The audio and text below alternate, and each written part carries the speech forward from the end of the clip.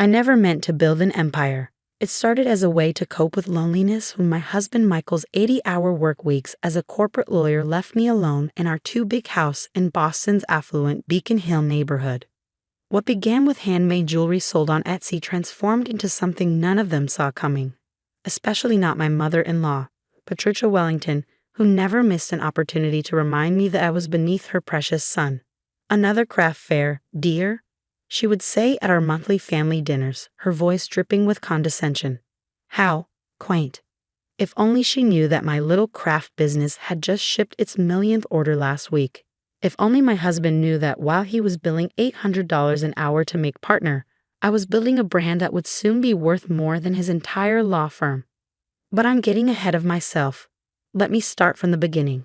My name is Emily Chen Wellington, and 5 years ago, I was just a graphic designer who fell in love with a lawyer from an old-money Boston family. The Wellingtons traced their lineage back to the Mayflower and never let anyone forget it. When Michael proposed, his mother took me aside and said, "At least you're Chinese. That's almost acceptable these days. Your children will be good at math." I should have run then. Instead, I smiled and endured like I had been taught. Like my immigrant parents had done when they first came to America. Keep your head down, work hard, and success will follow. The idea for Lux Craft started during those lonely nights. I combined my graphic design skills with traditional Chinese craft techniques my grandmother had taught me, creating modern jewelry with an Asian fusion twist. My first piece, a delicate jade pendant wrapped in silver wire with a contemporary geometric design, sold within hours of listing it on Etsy. "That's nice, honey," Michael said when I told him, barely looking up from his case files. "But maybe focus on redecorating the house. The partners are coming for dinner next month." I did focus on the house by converting our 3-car garage into a studio. While Michael climbed the corporate ladder and Patricia planned charity galas, I was building something revolutionary. My designs caught the attention of fashion bloggers, then magazines, then celebrities. Orders poured in faster than I could fulfill them. I hired other immigrant women from my mother's church to help with production. Many of them, like Mrs. Zhang and Mrs. Kim, had been engineers and artists in their home countries, but couldn't find work in America. Together, we created a production system that maintained handcrafted quality while scaling up operations. I took online business courses at night, learning about supply chains, marketing, and e-commerce. My little Etsy shop evolved into luxcraft.com.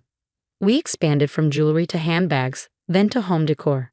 Each piece told a story, blending Eastern craftsmanship with Western design. Our waiting lists grew longer. Venture capitalists started calling. But at home, nothing changed. Michael was too busy to notice that I'd stopped using his credit cards. Patricia still introduced me at parties as Michael's wife who does crafts. My father-in-law, Judge Wellington, still called me the artist in that tone that made it sound like a mental condition. Then came the dinner that changed everything. Patricia had organized a special family gathering at her Beacon Hill mansion. All the Wellingtons would be there, including Michael's siblings with their properly employed spouses, doctors, lawyers, and investment bankers all. I arrived late because we had just closed a deal to supply our products to a major luxury department store chain. Michael was already there, deep in conversation with his brother about their latest cases. "Emily, darling, we were just talking about you," Patricia called out as I entered the formal dining room. 20 pairs of Wellington eyes turned to me. I knew that tone. It was the same one she used when discussing the help. "Patricia was telling us about your little online shop," Michael's sister-in-law Amanda said, adjusting her Hermes scarf. "How enterprising are you?"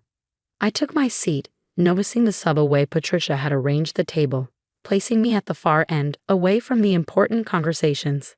The catering staff served the first course. Imported caviar on mother-of-pearl spoons. My phone buzzed in my purse, but I ignored it. Another message from the Amazon acquisition team could wait. "You know," Patricia announced, tapping her crystal glass for attention, "I've been thinking about what's best for the Wellington name. Michael's making partner this year, finally entering the family tradition of real achievement." Michael beamed. I took a sip of wine. "Which is why," she continued, fixing me with her society smile, "we need to discuss Emily's hobby." The word hung in the air like a poisoned arrow. I felt my cheeks flush as Patricia launched into her carefully prepared speech. A Wellington spouse has certain obligations, certain standards to uphold. We're not ordinary people who need to sell trinkets online. Michael, darling, don't you think it's time Emily focused on more appropriate activities? The hospital board has an opening. My phone buzzed again. And again, and again. Mother's right, Michael said, loosening his Hermes tie. I make more than enough for both of us. This crafts thing. It's a bit embarrassing at this level of society. The buzzing wouldn't stop. As the Wellingtons nodded in collective agreement about my social failings, I finally pulled out my phone. 10 missed calls from my lawyer, 5 from my investment banker, and 1 message that would wipe those condescending smiles off every Wellington face. URGENT, Amazon final offer, $80 million cash plus stock. Need answer tonight. I looked up from my phone to see Patricia frowning at my breach of dinner etiquette. If only she knew what was coming. As Patricia continued her lecture about appropriate activities for a Wellington spouse, I felt a strange calm settle over me. 5 years of condescension, of being treated like a charity case who got lucky enough to marry into their precious family, it was about to end. Emily, are you even listening? Patricia's sharp voice cut through my thoughts. This is important. The Wellington name. We'll be just fine, I interrupted, standing up. Every head at the table turned. I had never interrupted Patricia before. In fact, I'd say it's about to become much more valuable. Michael frowned. Emily, don't be dramatic. Mother's only trying to help. Actually, I said, my voice steady. I have an announcement of my own. I turned to face Patricia directly. You're right. It's time to discuss my little hobby. I pulled up the email on my phone and began reading. Dear Mrs. Chen Wellington, following our final evaluation, Amazon is pleased to present our best and final offer for the acquisition of Lux Craft Incorporated. $80 million in cash, plus $20 million in Amazon stock options, with a 3-year earnout potential of an additional $50 million. The silence that followed was deafening. Michael's fork clattered onto his $400 dinner plate. That's impossible, Patricia whispered, her face pale. Your little online craft shop generated $42 million in revenue last year. I continued, warming to my task. We have partnerships with Nordstrom, Bloomingdale's, and Neiman Marcus. Our waiting list for custom pieces is 6 months long. Oh, and that charitable donation you were bragging about earlier, Patricia? The one where you gave $50,000 to the Asian American Arts Foundation. That was actually from me. I'm the largest anonymous donor. Judge Wellington's bushy eyebrows shot up. You're saying your craft business is worth $100 million? No, I smiled, checking my phone again. According to this new message, Google just countered Amazon's offer. Now it's worth $120 million. Michael stood up so quickly his chair fell backward. But I'm the breadwinner. I make 7 figures. And I make that in a month, I replied calmly. Those nights you thought I was playing with beads, I was building an empire. While you were billing hours, I created jobs for over 200 women, mostly immigrants who couldn't get proper jobs despite having advanced degrees. Amanda's Hermes scarf suddenly looked a bit tight around her neck. But you never said anything. Would you have believed me? I asked, looking around the table. Would any of you have taken me seriously? You were all so convinced that making partner at a law firm was the height of achievement. Patricia had recovered enough to attempt damage control. Well, this is wonderful news. I always said Emily had potential. No, I cut her off again. You always said I was embarrassing, that I was beneath your son, that my little hobby was a shame to the Wellington name. I turned to my husband. And you, Michael? When was the last time you asked me about my work? When was the last time you came to see what I was building in that garage you complained about me wasting? The room spun with tension as years of unspoken resentment finally found voice. But I wasn't finished. I pulled out one more piece of paper from my purse. Something I'd been carrying for weeks, waiting for the right moment. There's one more thing, I said, sliding the document across the table to Michael. I've been so busy with the acquisition negotiations, I almost forgot to mention it. These came from my lawyer last week. Michael picked up the papers, his hands trembling slightly. His face went from red to white as he read the title. Petition for divorce. But why? He stammered. We can work this out. Now that I know about the money.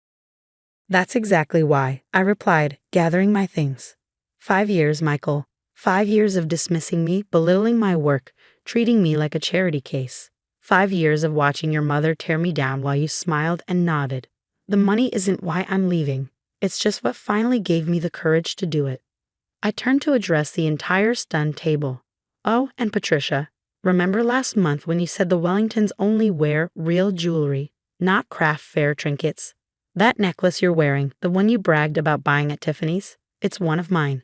Tiffany's is our biggest wholesale client. Patricia's hand flew to her throat, touching the $12,000 necklace she'd shown off all evening. I could practically see her mentally reviewing all the compliments she'd received on her exquisite taste. As I walked toward the door, Judge Wellington finally found his voice. Now see here, young lady, you can't just. Actually, I can, I said, pausing at the threshold. And one more thing, Michael, remember how you always insisted I sign a prenup to protect the Wellington family fortune? You might want to read Clause 7.3, the one about how all business assets developed during the marriage are considered joint property unless specifically excluded. Michael's face went from white to green. I smiled. Don't worry, I'm not interested in your law firm partnership, but I thought you should know, technically you own half of my company. Well, you did. I sold your shares to my employees last week for $1. They earned it. The explosion of voices behind me as I walked out was music to my ears. But this wasn't the end. It was just the beginning of their education about underestimating the wrong person. The media explosion hit the next morning. Immigrant woman's craft business sells for $120 million, made headlines across every major business publication.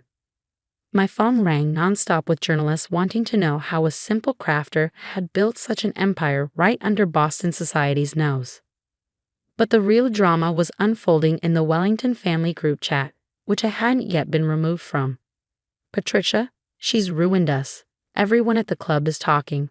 Amanda, my friends are asking if I can introduce them to Emily for business advice. Michael, mother, please calm down. My colleagues are congratulating me on my entrepreneurial wife. Judge Wellington, some yuani explain how we mesmerized. I smiled, switching off my phone as I walked into Luxcraft's headquarters, a renovated textile mill in Cambridge that employed over 200 people, mostly immigrant women like my mother. Mrs. Zhang, my first hire and now chief operating officer, met me at the door. The acquisition team from Google is here, she said with a knowing smile, and you won't believe who else is in the lobby. I rounded the corner to find Patricia Wellington pacing nervously, clutching her Luxcraft necklace. She froze when she saw me. Emily dear, she began, her society smile strained. I've been doing some thinking about last night. Mrs. Wellington, I interrupted politely, you'll need to schedule an appointment with my assistant. I have a meeting with Google's executive team right now. But we're family, she protested. Are we? I raised an eyebrow. Last night you made it very clear that I wasn't Wellington material. Now, if you'll excuse me. I walked past her into our main conference room, where Google's top brass waited. Through the glass walls, I watched Patricia's face as she realized that the craft hobby she dismissed was being courted by tech giants. The next few weeks were a whirlwind. Google's offer beat Amazon's, closing at $150 million with the earnout potential. The story went viral. Immigrant woman builds $1 million empire while her blue blood in-laws mock her hobby. Every major network wanted an interview. Michael's law firm colleagues started referring their wives to Luxcraft for trunk shows. The same society women who had snubbed me at Patricia's parties now called daily, hoping to invest in my next venture. But the sweetest moment came during the acquisition closing dinner. Google had rented out the same exclusive restaurant where the Wellingtons had once made me feel like an outsider. As I stood to give my speech, I saw Michael and his family slinking in through the side door. They'd obviously pulled strings to be there. 5 years ago, someone told me that craft fairs weren't appropriate for certain levels of society. That immigrant women should know their place. That success meant following traditional paths. Patricia shifted uncomfortably in her seat. But my mother taught me something different, she said. Success isn't about fitting into someone else's world, it's about building your own. I gestured to the immigrant women who now held executive positions at Luxcraft.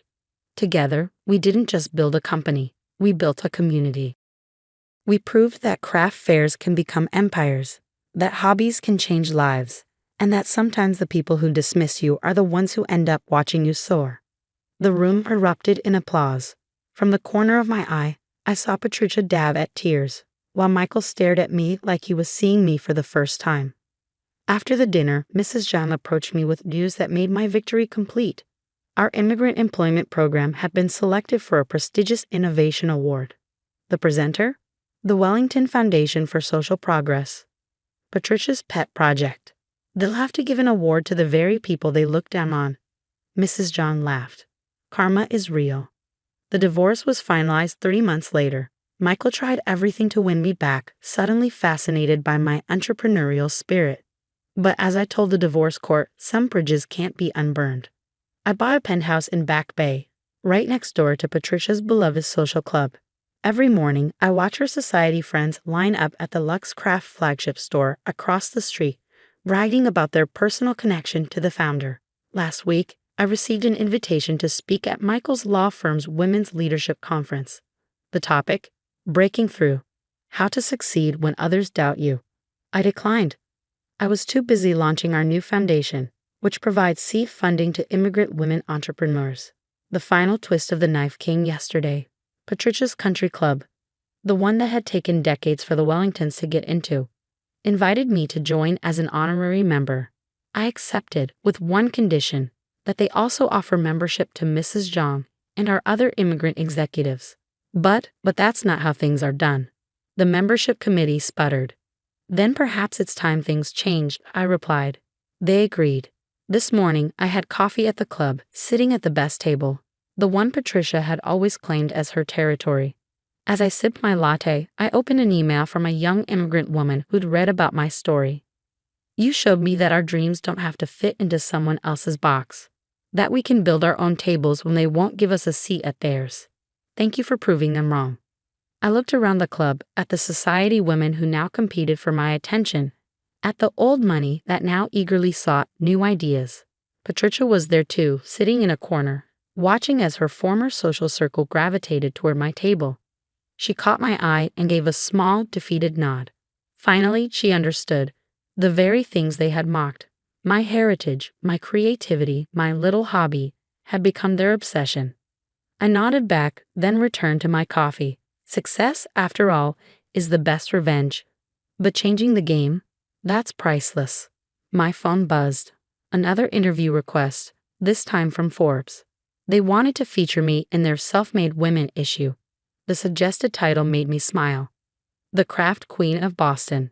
How an immigrant's hobby disrupted high society and built a $150 million empire. Sometimes I thought the best revenge isn't about getting even. It's about rising so high that they have to look up to see you. And sometimes the people who dismiss your dreams end up having to watch them come true, from a distance, through the windows of the empire they never believed you could build.